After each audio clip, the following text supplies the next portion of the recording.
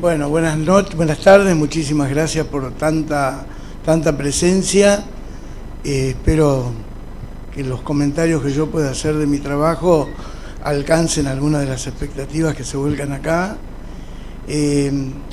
Yo soy profesor de historia, soy historiador, trabajo en la Universidad de la Patagonia, en la sede Esquel, en la Facultad de Ciencias Económicas, y este trabajo surge fundamentalmente de lo que nosotros como investigadores sentimos la necesidad de cubrir un hueco, de cubrir un bache, algo que no sabemos, algo que desconocemos, hay que completarlo. Entonces el conocimiento histórico, que abarca lo económico, lo ambiental, lo cultural, lo institucional, necesita de una investigación. Y es la universidad la que tiene que hacer este tipo de trabajos, porque lo fundamental de una universidad es producir conocimientos. En ese tren de buscar precisamente el ámbito y la gente para formar un equipo que se meta de lleno en algo tan complejo como era la puesta en marcha del complejo hidroeléctrico Futaleufú, formamos un equipo que yo dirigí durante 3 años en el ámbito de la universidad, y luego nos tomó 2 años más, casi 3, a algunos, y especialmente a mí, terminar la narrativa como para que la editorial Remitente Patagonia presentara el libro, del cual estamos muy conformes los que hemos trabajado en este proyecto, y fundamentalmente yo, que quedé prácticamente como el responsable, el iniciador y el responsable final. Nosotros descubrimos muchísimas cuestiones, y como decía recién Gustavo, no hay prácticamente gente que no tenga en su familia, tanto en Esquel y supongo que en Puerto Madryn también, alguna referencia directa o indirecta con estas 2 obras. ¿Por qué? Porque son obras que han marcado muy hondo a las respectivas comunidades, y podríamos decir que son estas obras, estos fenómenos bisagra. Hay un antes y un después en la zona cordillerana, especialmente en Esquel y Trevelin, del fenómeno Futaleufú. Nosotros abarcamos varias cuestiones y las fuimos presentando de manera parcial en distintos eventos, congresos, eventos dentro de la universidad y fuera de la universidad, inclusive un par de congresos de tipo internacional, porque fueron muchos los elementos que nosotros tuvimos que focalizar en esta investigación. Primero, ¿cómo surge la necesidad de construir una usina hidroeléctrica en la zona de Esquel? Una cuestión es lo que uno sabe, lo que uno escucha, lo que está en los diarios, lo que está en la memoria popular, y otra buscando en los documentos o buscando en aquellos que han trabajado algunos de estos aspectos, como el caso de Marcelo Ruggier, a quien conozco personalmente y que es un experto en materia de historia económica empresarial, y en particular ha trabajado mucho el tema de la industria del aluminio. Bueno, ¿dónde vamos a buscar las fuentes? Nosotros tuvimos la oportunidad de contar un auxilio pero muy importante, que fue el ingeniero Jorge Mastronardi, de Hidroeléctrica Futaleufú, ex Agua y Energía, que nos abrió prácticamente las puertas de los archivos para poder conocer el proceso cronológico de construcción de cada una de las partes del complejo hidroeléctrico, con todos sus pormenores, con todas las observaciones técnicas y fundamentalmente los costos que se iban presentando y las liquidaciones que se iban haciendo en cada tramo y especialmente a final del año. Después recurrimos a los diarios de la zona, el diario Esquel fundamentalmente, que le dio a la obra un marco de impulso muy interesante. En aquel momento el diario Esquel y el diario Jornada tenían como director propietario a Luis Feldman Josín, que fue en aquellos años uno de estos personajes impulsores de ambas obras. Y voy a citar el diario Esquel de 18 de marzo de 1968. Se construirán una usina hidroeléctrica en Futaleufú y una planta de aluminio en Puerto Madryn, 1968. Una vez que ya estaba decidido desde el gobierno de la dictadura de Onganía tomar estratégicamente la industria del aluminio, habían definido también no solo el lugar donde se iba a hacer la planta de aluminio, porque había varias posibilidades, sino también habían decidido que el suministro de energía eléctrica va a ser a partir de la fuerza hidráulica del río Futaleufú, que no era ni siquiera ni un invento ni un descubrimiento del momento. Ya en la cuenca del Futaleufú había sido estudiada a principios del siglo por el hidrólogo norteamericano Bailey Willis, que inclusive había pensado en varias turbinas en distintos lugares con las caídas de agua y había hecho un estudio pormenorizado en esos primeros años del siglo XX de la potencialidad que tenía la cuenca del Futaleufú. Después les voy a mostrar un mapa, pero todos más o menos tendrán la idea de que toda la cuenca fluvio-lacustre del Parque Nacional Los Alerces, incluyendo la zona de Cholila, todos los lagos, todos los ríos, todos los deshielos, todo, absolutamente todo, confluye en la boca del río Futaleufú, que luego va a verter sus aguas después de una curva enorme por la provincia de Chubut, por la zona cordillerana, hacia la zona del Pacífico. El planteo que se hace en aquel momento es definir la alternativa de la industria del aluminio. Se habían pensado algunas alternativas en la zona pampeana, pero había una cuestión relacionada con la energía eléctrica y la única central hidroeléctrica en marcha en ese momento, en la zona que abastecía, era la del Chocón y obviamente podía resultar más caro o una merma significativa a la gran demanda de la zona pampeana. También se había pensado en la zona del Comahue, pero bueno, entre Río Negro y Neuquén, pero tenía la misma limitación. Y en algún momento también se había pensado en la zona de Río Gallegos, pero estaba desprotegida de infraestructura. Lo que está interesante es que se maneja en aquellos tiempos, década del 60, una teoría de algunos geopolíticos muy atractivo como teoría, que es la teoría de los polos de desarrollo. Es decir, ubicar un sitio donde tenga la mínima infraestructura o se coloque la infraestructura necesaria para luego producir algo nuevo que ahí no había. Y esto es más o menos lo que se hizo a partir de la decisión de Puerto Madryn.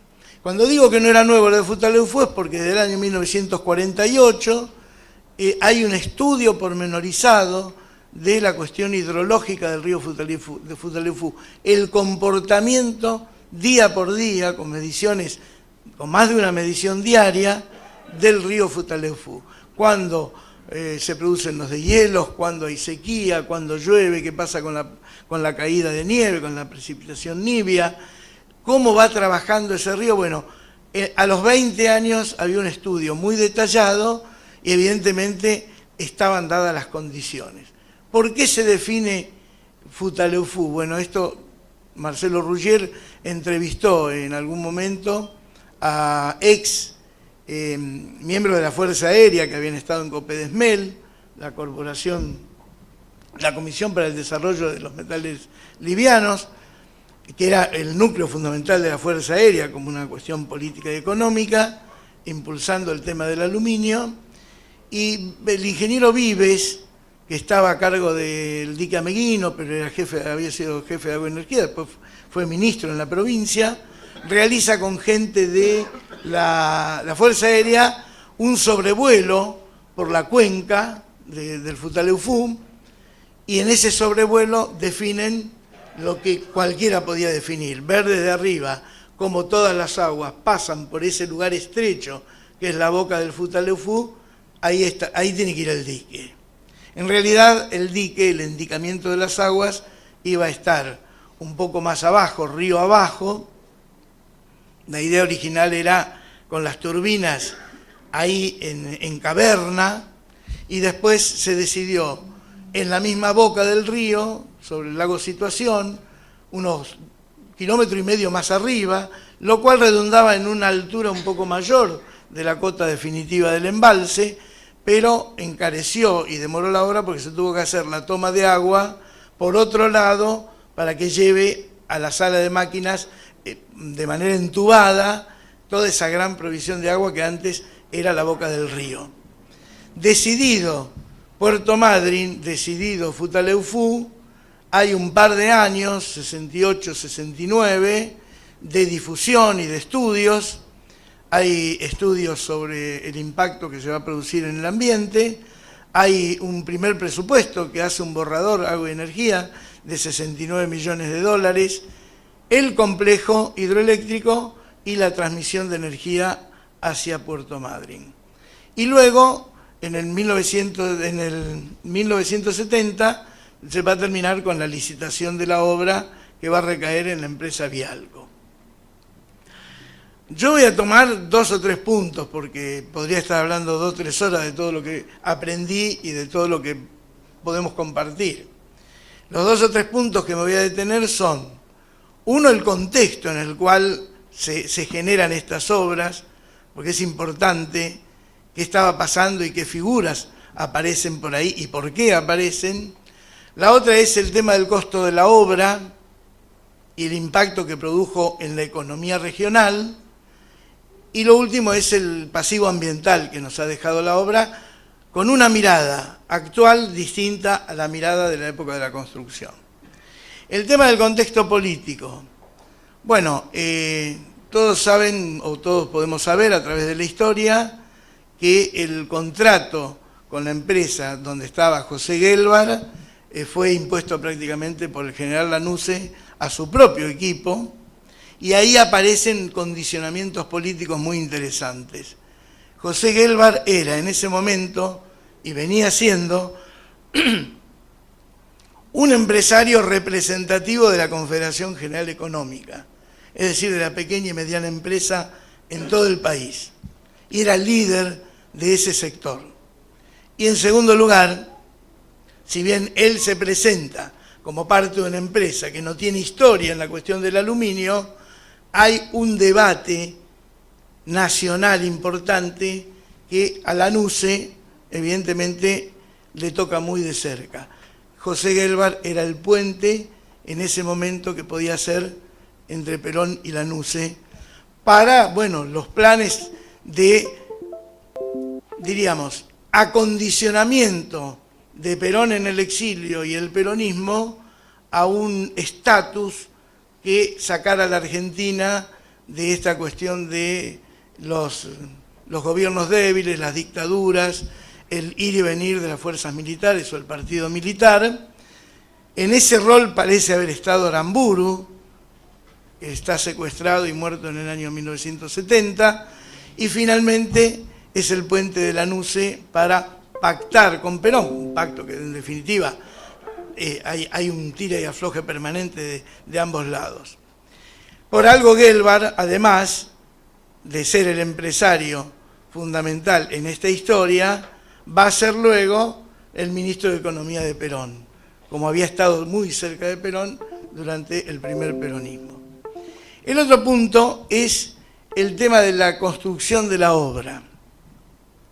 La obra tenía un presupuesto inicial, incluyendo la transmisión de energía por toda la provincia, de 69 millones de dólares.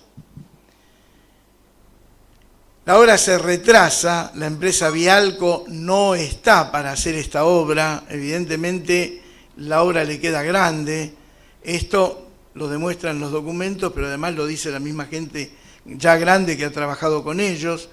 La empresa se ve superada, no solo por los conflictos laborales y en épocas de un sindicalismo muy fuerte en el tema de la UOCRA y en Luz y Fuerza, que no dejaban pasar una, había huelgas permanentes por el tema de los atrasos en los pagos, los accidentes, etc. Y por otra parte, había estudios, según Vialco, estudios que no estaban bien hechos y requerían detenerse en determinados lugares, volver a hacer los estudios y retrasar la obra a partir de esas exigencias. Por ejemplo, el estado físico, geológico de la base de la boca del río, que según Vialco, los estudios preliminares no servían para lo que ellos necesitaban hacer allí, el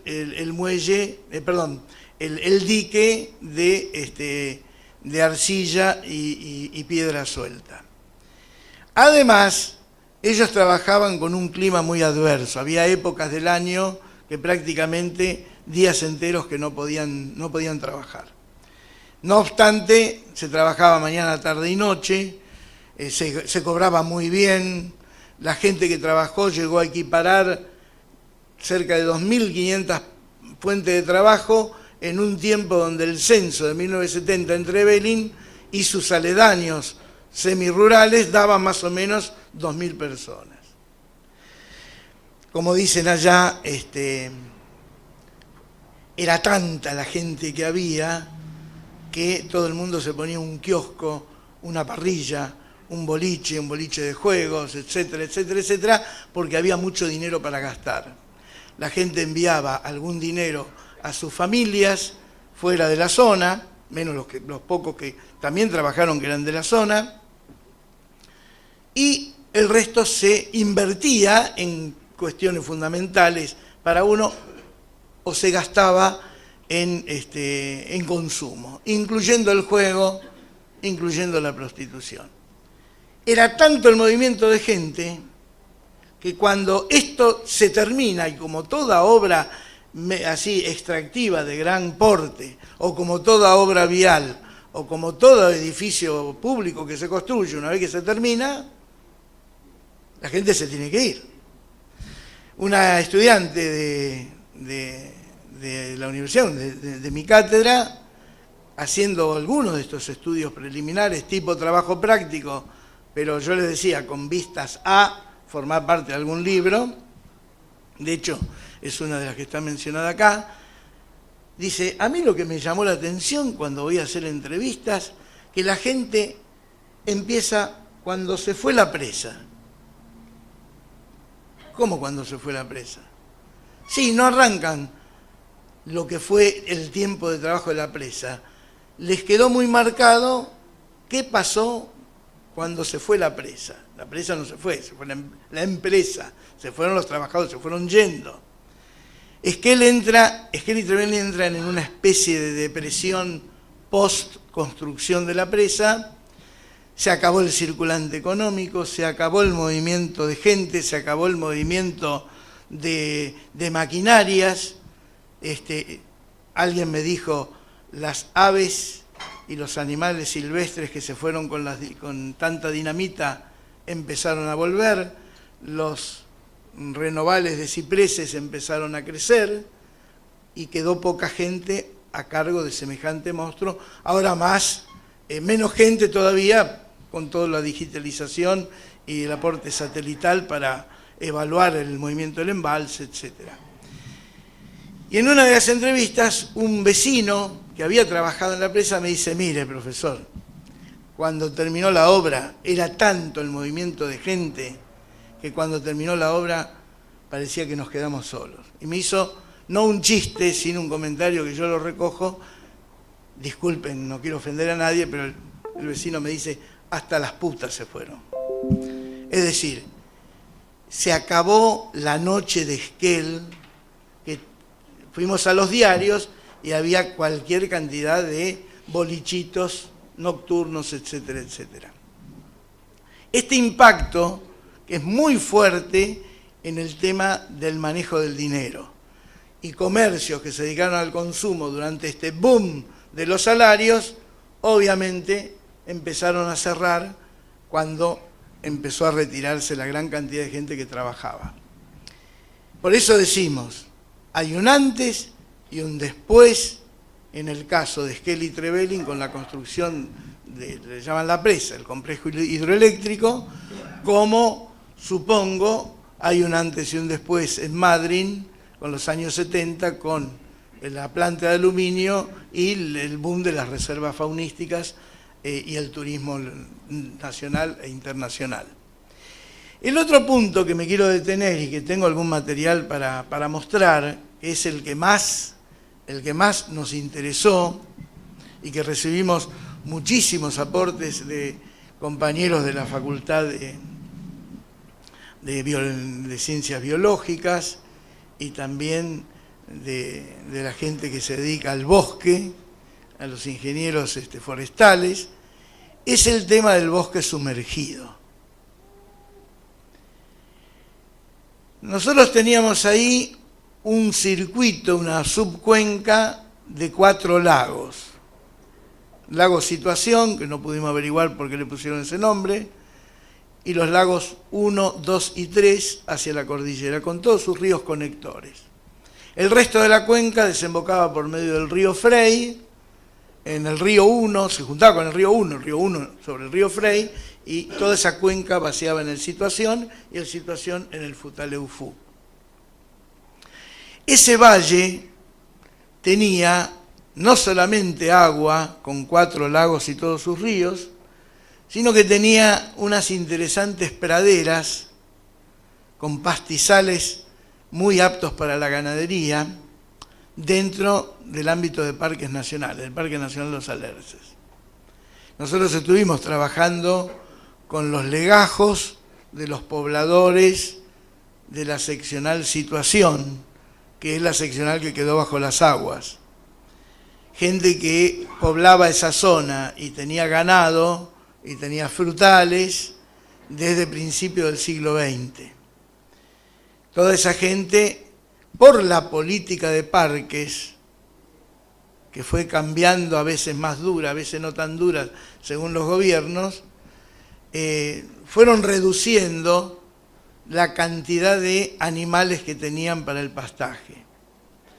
Pero al saber que toda esa zona iba a ser inundada hasta lo que se llama la cota 500, que era aproximadamente un promedio de 85-90 metros de alto sobre el lago Situación, que era el último, Parques Nacionales empieza a plantear el desalojo. Hay que irse. Gente que se tuvo que ir, que perdió prácticamente todo, que no fue indemnizada, que sus haciendas las tuvieron que sacar y lo que no pudieron sacar se perdió en las aguas o fue literalmente fusilada, es decir, había que liquidar toda esa hacienda, hasta que en 1977 se va el último poblador. El último, está el telegrama que es casi macabro, no quedan pobladores en la zona del embalse. Esto significa no solo que se tuvo que ir gente, sino que hay un gran aporte a la biosfera de bosque templado y frío, bosque patagónico, había pastizales, había matorrales, había cipresales y zona de coihues, que fueron los 2 elementos que todas las empresas ambicionaron y extrajeron, porque extrajeron muchísimo. Una de las que extrajo fue Vialco, que luego se juntó con Corfo, formó Forestal Futaleufú, y eso, el mal manejo que hubo perjudicando a Corfo, explotó en 1975, el gobernador Benito Fernández tuvo que intervenir Corfo, y Corfo siguió sacando madera hasta que el agua empezaba a subir. Había gente que estaba ahí trabajando que nos contaron que el agua empezó a subir porque el dique ya estaba hecho y los botes que estaban en el agua, si no los sacaban a la noche, a la mañana siguiente, por estar atados, estaban con el riesgo de hundirse. Fue un año, el 77, que las aguas subieron muy, pero muy rápidamente. Había una transición a la selva valdiviana, que si bien es parte no maderable, gran parte de toda esa riqueza vegetal, no aprovechable para la industria, pero era parte de la biosfera, bueno, todo eso se perdió bajo las aguas. Yo hacía, como buen maestro de escuela, a veces explicaba y decía, bueno, si nosotros, permiso, Si nosotros tenemos que este es el vaso, porque vaso se le llama técnicamente al lugar del valle, al valle que se va a cubrir con agua, porque ahora van a mirar una foto, todo encajonado, y nosotros decimos, bueno, aquí está el vaso, estos dos costados son las laderas que encajonan los 4 lagos con sus ríos conectores. A medida que el agua sube, va a tapar las laderas. Y al tapar las laderas tapa el bosque. Lo que nosotros tenemos ahora son miles y miles de árboles blancos, muertos, en las orillas del perilago, en las orillas del embalse. A medida que baja el agua, porque se utiliza para la producción de energía y no se compensa con la lluvia o con la nieve, aparecen más árboles y el fondo está cubierto de bosque que no se pudo sacar. Y ese es un pasivo ambiental muy, pero muy importante y de mucho peso. Digo, durante el año 70 y 71, Corfo estuvo sacando madera, pero especialmente para las obras que tenían que hacer en la zona que luego iba a ser cubierta por las aguas. Luego la saca Vialco, que gana una licitación a parques nacionales para sacar 100.000 metros cúbicos de madera. Lo que saca Vialco es la madera que le interesa, no cualquier madera, le interesa ciprés y le interesa coihue. Luego Vialco forma Forestal Futaleufú y hay todo un manejo con la madera porque Corfo aporta mucho más que Vialco. Vialco pone en la lista de lo que tiene como haber para la empresa mixta gran parte de lo que tiene guardado en determinados lugares, estivado en determinados lugares, cosa que se puso en duda en la investigación parlamentaria en la provincia de Chubut, todo ese tipo de cuestión. Y finalmente, hacia el año 77, cuando dan la orden de llenar el vaso, es decir, que suban las aguas, que regulen el río, la salida del río y que empiece a subir las aguas, todo lo que no fue cortado fue tapado. Esto tiene que ver con un tema que nosotros trabajamos, y yo lo planteo, creo que en el inicio del libro. Bueno, ¿con qué mirada, con qué perspectiva histórica y social evaluamos una mega obra como esta? En los años 60, los años del desarrollismo en la Argentina, aún con la dictadura de Onganía, nosotros teníamos un planeta con la mitad de la población que tiene ahora. Números más, números menos. No tenía el planeta y no tenía nuestro país la urgencia en algunos recursos naturales como tenemos hoy. El agotamiento de los ríos, la contaminación de las aguas, la necesidad de satisfacer demandas vitales, lo cual nos impone a nosotros programar y trabajar sobre la naturaleza. Bueno, todo ese tema del cuidado, la prevención, la naturaleza, existía la ecología, había varios trabajos internacionales realizados, tanto en la Universidad de Massachusetts en Estados Unidos, como una primera conferencia de Estocolmo en 1970.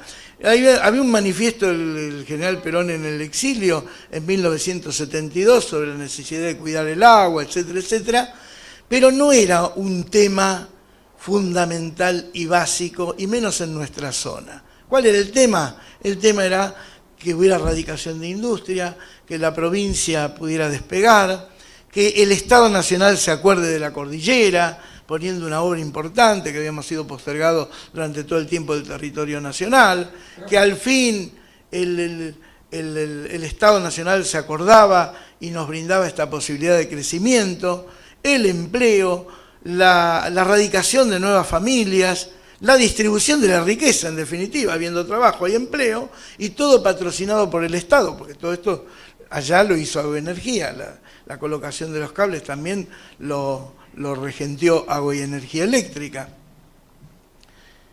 El tema de la naturaleza estaba en un segundo o tercer plano. ¿Qué pasa en el año 2001-2002? En Esquel se asienta una empresa minera que luego va a vender el activo a otra empresa y después va a venir la empresa canadiense Meridian Gold, y se produce el movimiento No a la Mina, que es un movimiento interesante. Nosotros también lo estudiamos y tenemos un trabajo presentado en un libro mío, pero además en algunos congresos. El No a la Mina es un conjunto de varios no. No a la mina, no a la explotación aurífera, no a la posibilidad de la contaminación, no al cianuro, pero también fue un no a la política que en ese momento estaban desarrollando los dos partidos principales, donde los afiliados estaban en las marchas y los dirigentes estaban diciendo sí a la mina. Hubo ahí un choque muy fuerte desde el punto de vista político entre unos y otros, gente de abajo, gente de arriba, en los dos partidos, en el radicalismo y en el PJ, a tal punto que los dos concejales que planteaban el no a la mina eran el 20% de los concejales. Y los 8 eran el 80% que decía sí. Y el plebiscito salió exactamente al revés. El no se llevó el 81% de los votos y el sí el 17 y pico, y después votos en blanco. ¿Qué significa esto? Que hay una nueva mirada de los recursos naturales y hay una nueva mirada de cómo cuidar la naturaleza. Por eso, una de las preguntas que nosotros nos hacíamos era, es contrafáctica, no es para la historia, es para plantear escenarios hipotéticos. ¿Se podría hacer una nueva Futaleufú en la zona nuestra, en la cordillera, después del no a la mina? Y no lo decíamos por decir, no era un juego, hay un proyecto, está el proyecto de la Elena en la zona de Corcovado, Carrenleufú. Hay proyectos para obras hidroeléctricas cercanas.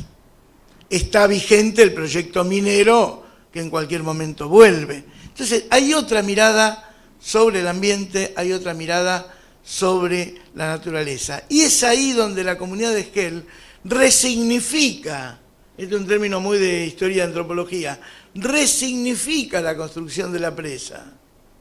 La vuelve a tomar como ejemplo, y mucha gente decía, respecto de la minería, que no nos pase como con la presa. Primero, la obra fue decidida por un gobierno nacional. Nadie fue consultado. Era otra época, era otro tipo de gobierno, había un proyecto estratégico. Ahora pesa el tema de la consulta a las comunidades. Estamos manejándonos con otros indicadores. Hay una cuestión de resguardo de la naturaleza que antes estaba en un segundo plano y ahora aparece como en un primer plano. Tan en primer plano que se le puede decir que no a un ambicioso proyecto minero polimetálico, fundamentalmente de oro, para que no se haga nada. Todo un tema para debatir, porque Esquel no abunda en servicios, en lujos y en trabajo. Es todo un tema. Yo también estuve en las marchas y en las asambleas del no a la mina por el no, pero hay que sentarse a discutir qué hacemos con Esquel, qué proyectamos para Esquel, si vamos a seguir diciendo que no a la minería. Y también si le vamos a decir que no a los emprendimientos hidroeléctricos. Y también si le vamos a decir que no al pavimento en el parque. Es decir, hay muchos no dando vuelta. Yo les quiero mostrar, porque tiene que ver con este último punto, el tema de la riqueza perdida en materia forestal, en materia de la biosfera, en materia de naturaleza, y concretamente, ¿cómo se podría sustituir? La gente de ciencias biológicas en la universidad me dijo, bueno, se perdió. Se perdió porque no se plantó en otro lado. Claro, son miradas distintas. Dice, si lo perdió la biosfera, la lógica era plantar un equivalente, o más, para que haya un equivalente que crezca, en otros lugares del país. La biosfera recibe el material de la misma manera. Es una mirada distinta. El turismo que se pudo haber perdido, bueno, se perdió el turismo. No había turismo en la zona de la presa. En todo caso, lo que se perdió es una potencialidad actual de un servicio turístico para el cual el Estado y los privados tendrían que asociarse para producir. Por ejemplo, no hay ningún sistema de transporte de lanchas para que el público conozca los distintos lugares del embalse. No había ningún complejo recreativo, no había ningún hotel, hostería o camping habilitado en la zona del interior de este sistema de ríos. Entonces, cuando dicen se perdió también para el turismo, se perdió potencialmente, pero tampoco hoy lo estamos aprovechando. Es decir, la resignificación de la presa nos abre un montón de interrogantes de nuestra propia sociedad cordillerana. Esto debe ser así, ¿no? ¿Cómo pasa? Ahí está. Bueno, acá tenemos... Acá tenemos algunas imágenes, ya con esto voy terminando. Lo primero que se ve hacia la derecha, que tiene que ver con la tapa del libro, es la boca del río Futaleufú, ya con los trabajos iniciados. Lo que viene luego de eso es el corte del flujo del río, primero con una taguía hacia arriba, una taguía hacia abajo, se bombea, se va a construir un par de túneles en la roca, un trabajo pero impresionante, donde entraban los camiones y salían cargados de material, para que luego el agua del río primero vaya por un túnel, después vaya por el otro, finalmente uno va a quedar cerrado definitivamente y el otro es lo que se llama descargador de fondo, que en geografía sería de la margen derecha, uno lo ve de frente, es a la izquierda, pero en la margen derecha, ahí queda el descargador de fondo, que es donde sale el agua para limpiar cada tanto el remanente de barro, de limo y de ripio fino que se queda de ese lado de la boca del túnel. Lo que está en el medio, arriba, es parte del puente Tubería, que es un puente a cielo abierto por donde hubo que hacer un trabajo de fundación, se llama, muy pero muy importante, porque era una zona de mallín y había permanentemente agua y agua y agua. Yo pude ver en la biblioteca del Ministerio de Economía que me facilitaron mucho material buscando el costo total de la obra, y aparecen las revistas de ingeniería que hablan del trabajo de fundación para el puente Tubería de la presa Futaleufú como uno de estos hitos en la ingeniería en las obras hidroeléctricas. Un trabajo que costó mucho y obviamente costó mucho más de lo que estaba presupuestado por el tema del mallín. Lo que está al lado, en el otro extremo, todo de hormigón y de hierro, es la Boca Toma. Es una obra que guarda el ingreso del agua hacia el sistema de aducción, por donde va toda el agua hacia la sala de máquinas, túnel, puente tubería a cielo abierto y túnel, y luego va a la sala de máquinas. Esta es la boca, y está hecha así para evitar que los troncos que estén dando vueltas ahí debajo del agua, a medida que va bajando el agua cuando se la utiliza, entren en el sistema. Es todo de hierro y de hormigón. Por supuesto, el agua está a 15 o 20 metros promedio por arriba del techo de esta obra de toma. Lo que tenemos en blanco y negro acá es el inicio de la chimenea de equilibrio, puro cemento y puro hierro.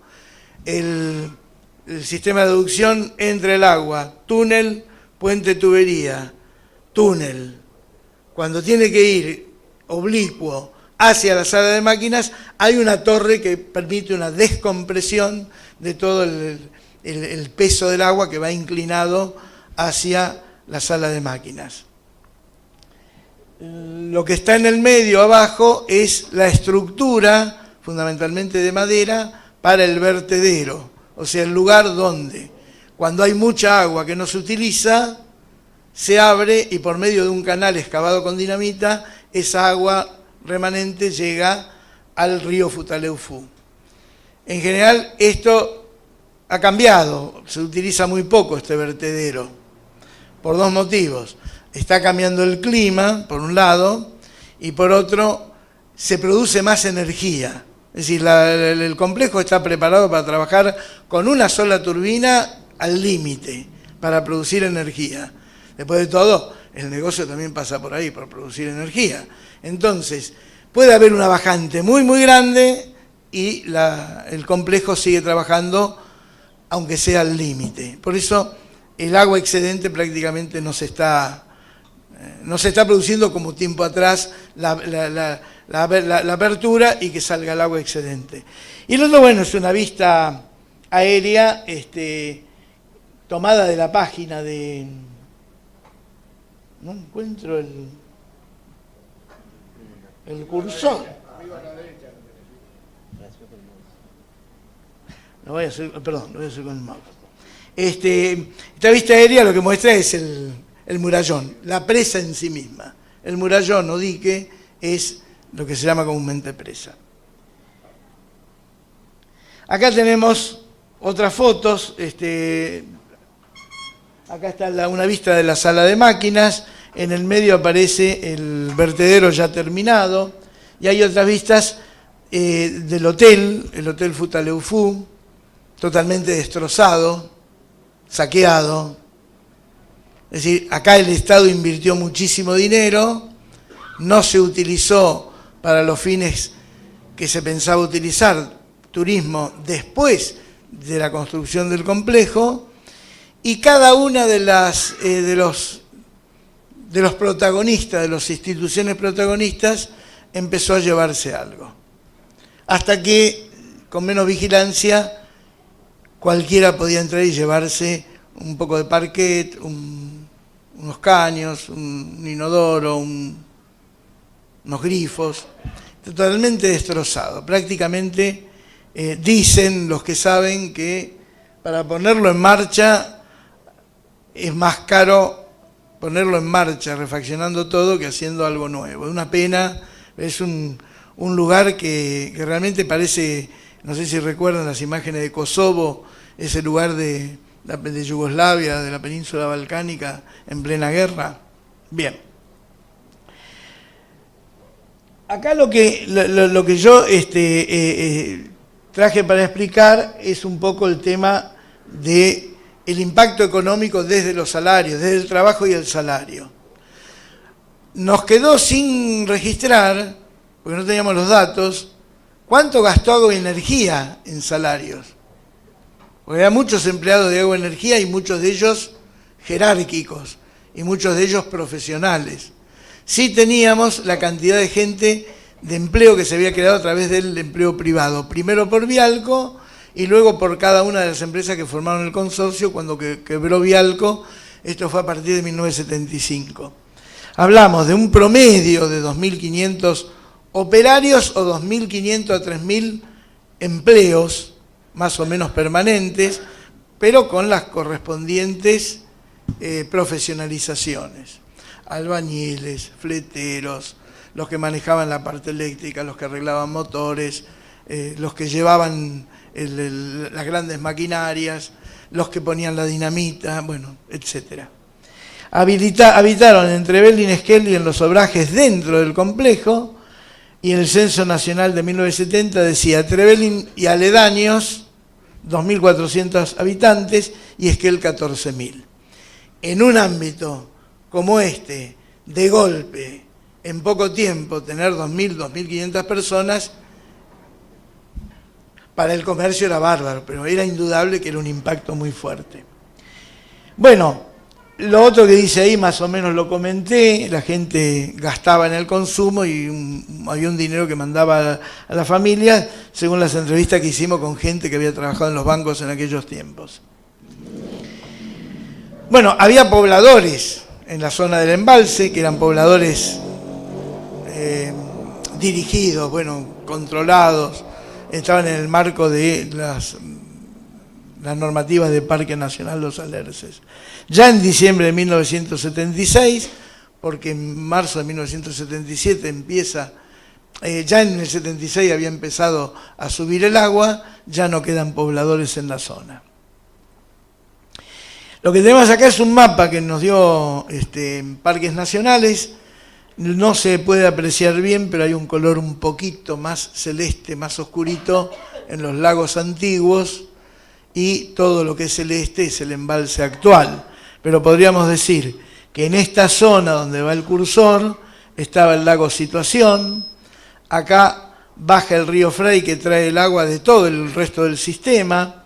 El río 1 conectaba el lago Situación con el lago 1. De esta zona había muchos cipresales donde trabajó Corfo y trabajó Forestal Futaleufú. El río 2, el lago 2, el río 3 y el lago 3, y una cuenca que viene de un río que se llama Canelo, una zona muy, pero muy, muy bonita. No se puede ir. Parques no ha puesto un límite por acá y no se puede ir, pero igual algunos vamos, hemos ido, tomado fotos, además se pesca de una manera maravillosa en ese lugar. Estas son fotografías de 1936 de una expedición que mandó el gobierno nacional con vistas a crear el Parque Nacional Los Alerces. En 1935 hubo un incendio espantoso que nació prácticamente de la zona de Futaleufú, Chile, y terminó en la villa Futalausgen. Un verano atroz. Y además había una alta explotación del alerce, y había en la zona 2 o 3 aserraderos instalados.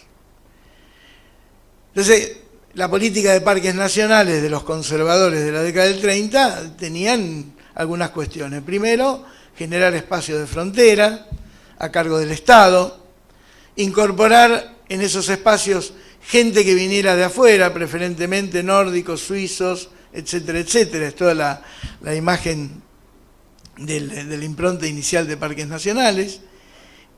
Frenar algunas devastaciones, controlar los incendios, frenar el tema de la alta explotación del alerce.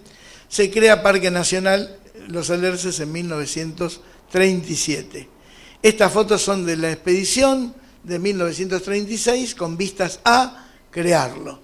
Entre la multitud de fotografías que tomaron están estas que son, este es el río 1 que desemboca en el río Frey, este era el lago Situación, cerca del actual murallón, este era el lago 2, este es el lago 2 y el lago 3, allá en el fondo. Una fotografía es interesante. Obvio, todo esto hoy está bajo el agua.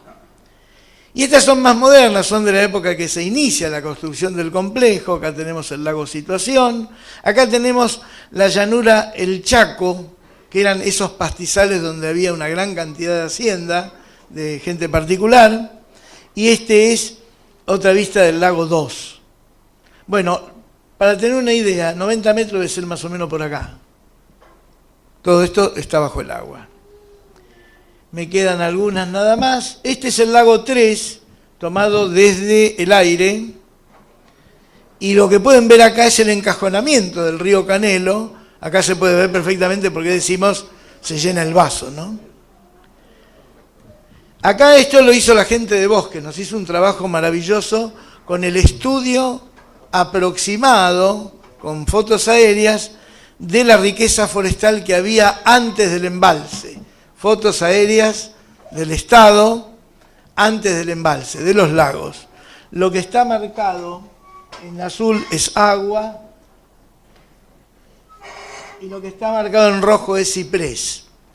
Todo este borde y toda esta zona que está en rojo fue el foco de atención de Vialco y Forestal Futaleufú para sacar ciprés.